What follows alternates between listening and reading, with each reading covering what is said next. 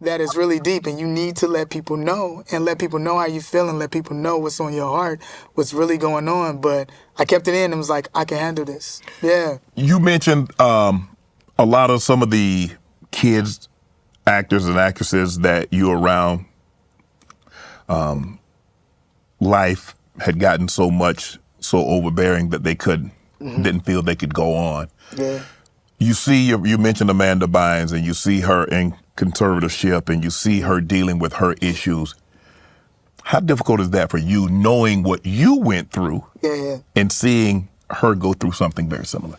It's deep. I mean, when I was at the Sun Hotel in Canada, where I was going to end my life at that moment, on the other side of a balcony, Amanda was there. Amanda was shooting a show, a movie where she played a guy. That movie.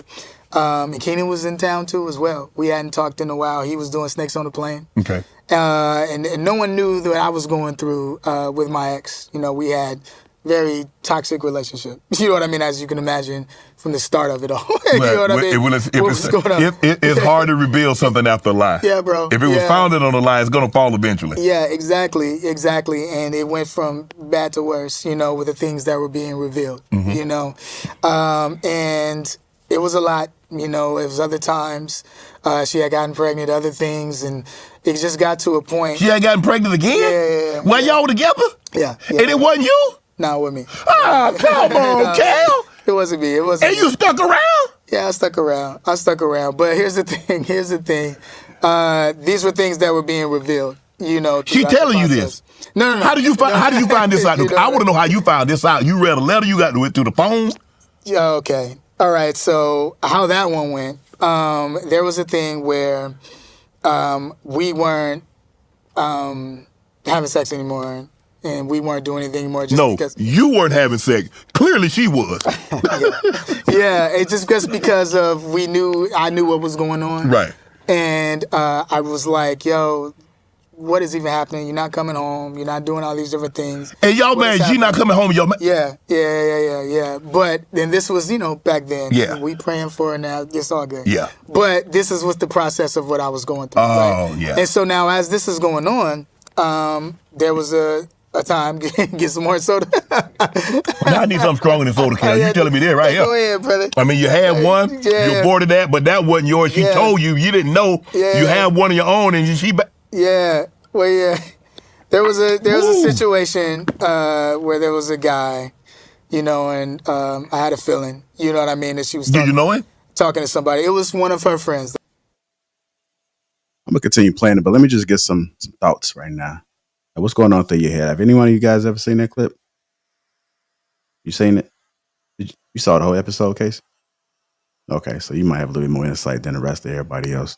But like, what are your thoughts about it when you was hearing about just that particular part so far?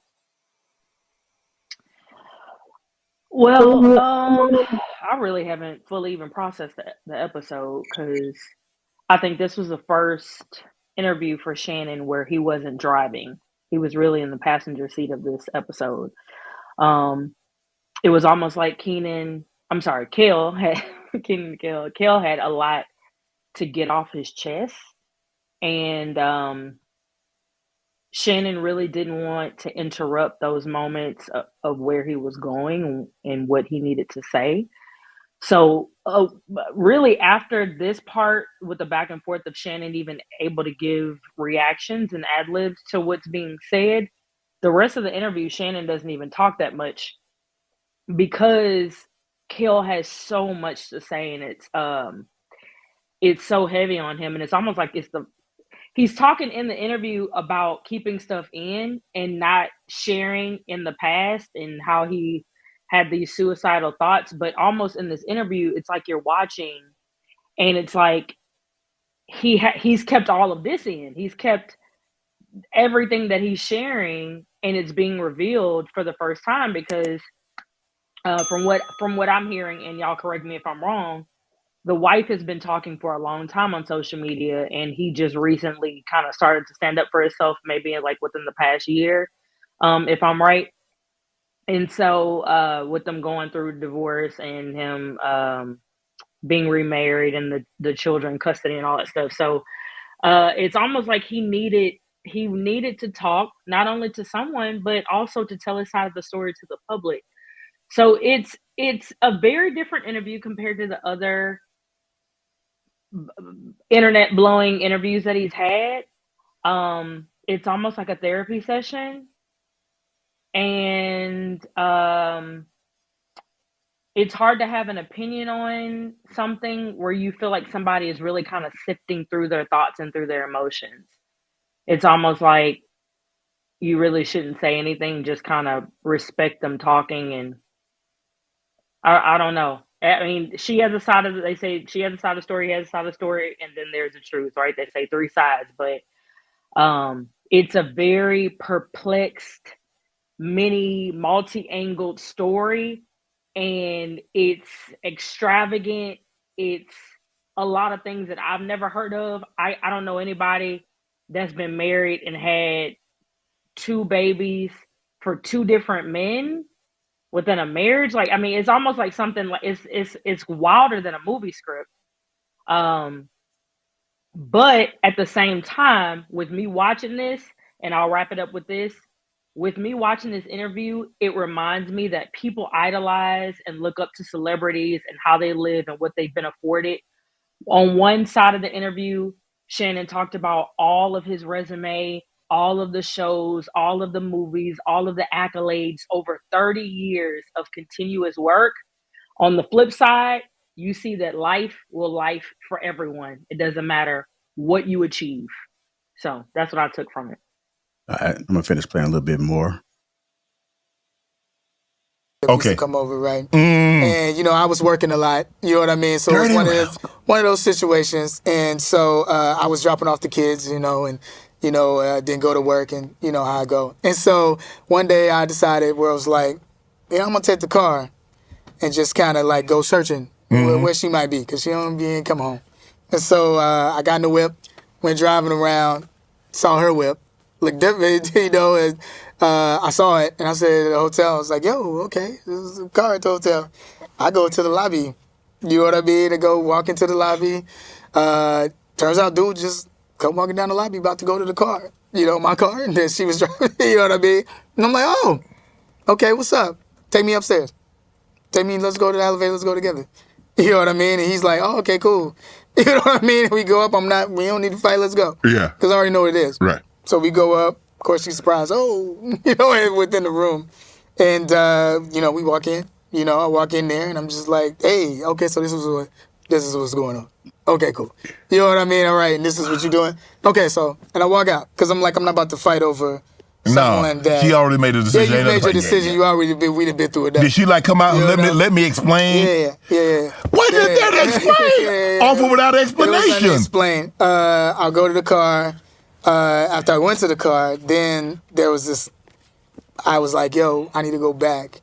And I went back because now I was like, well, I felt disrespected, so now I need to go do something. I'm going back, so then I'm going back up there.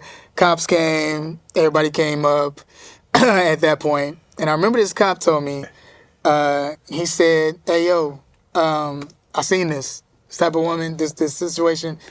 You need to get out of this situation. You know what I mean? Need to get out of this situation. Like a goofy, still stayed around. You know what I mean? We said we was trying to make it work for the kids. You know what I mean? Trying to make it work for the kids. But it just wasn't working out. You know what I mean? Trying to make it work. And she ended up getting pregnant by another guy. Now, how that situation happened was that I was at the hospital. She had a sickle cell trait. So she ended up... I'm gonna stop it there, and then we'll continue to hear a little bit more about that story. But the one thing he said, he caught his wife in a room with somebody. I guess he was going to the car that he owns, and asked to go upstairs. And it kind of hit him right there. Just a lot of times we often hear when men cheat that the women stay.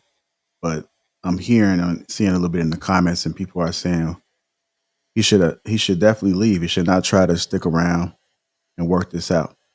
What do you guys' thoughts about what's going on? Bruiser had to take a swig for that one.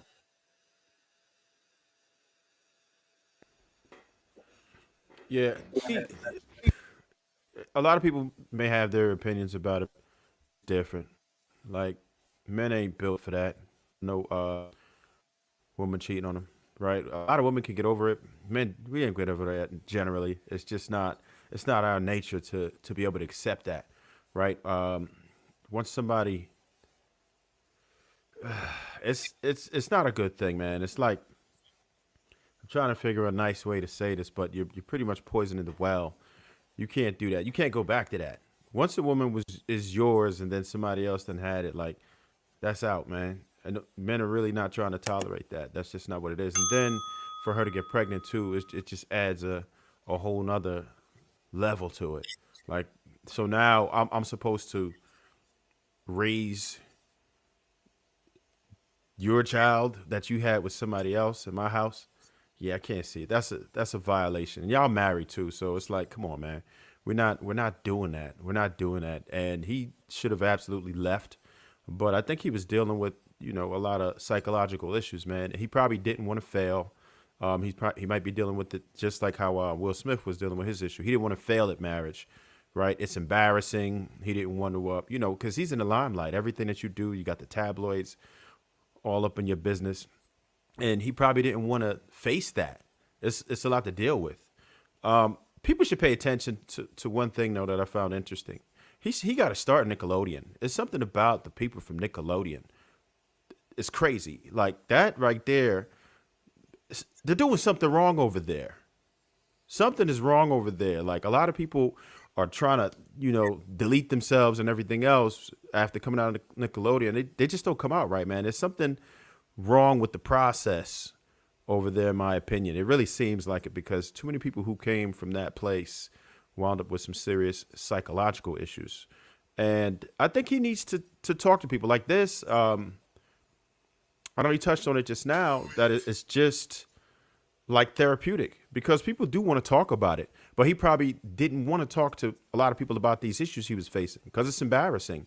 And as men, we're not afforded that same grace, which I normally say. We're not afforded the same grace to have those weak moments, right? We want to be looked at as a strong man. So a lot of times we may not expose ourselves emotionally. And a lot of times we just try to cover our women. He can't talk to just anybody, right? Because anything that he says is like people could run with it, and then now it's in the media. They sell that story. Certain places will give you 10 grand for a good story if you can prove it. So you have to be very careful in who you confide with. And if you don't have those close people around you, sometimes you are isolated because you can't just do regular things like regular people as a celebrity. You can't go out to the supermarket. You can't go to the mall without planning. You can't just live a regular life. So when you're dealing with these types of issues, it's tough to find people who you can be close to, who you can talk to, who you can trust with your personal information. And then all these other compound issues that he's dealing with, it's just tough for him to have to ever get that out. He can't get it out. So right there, this is probably, like you said, therapy. And it's probably refreshing. Right. He probably got to a point in his life where he just said, F it. I'm just gonna speak my mind. I'm just gonna talk about it. And he found out that it may have felt really good for him to be able to express himself like that. We do like to tell the truth as humans. It's just we don't want to face the consequences of the truth. That's what normally stops us. People don't generally like to lie. People wish they could say what's really on their mind, but those consequences is what's going to prevent us most of the time.